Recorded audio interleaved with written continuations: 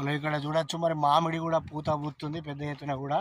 ఇది ఒకవేళ మరి గాలి దుమారానికి రాలేకపోతే ఈసారి మంచి మామిడి తోట అంటే మంచి మామిడికాయలు వచ్చే అవకాశం ఉంది. మరి ఇరిగా ఊసే చూడండి, మామిడి ఊసే మామిడి కాసే ఎన్నియలో ఎన్నియలో చూడరు ఇరగా పూసిన మామిడి.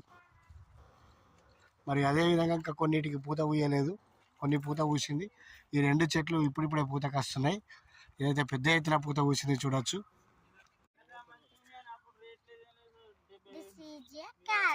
This is a carrot plant. You see that? Go that side. Go. This is a carrot plant. This is what plant? Vankai. Brinjal. Brinjal plant. This is like the tomato.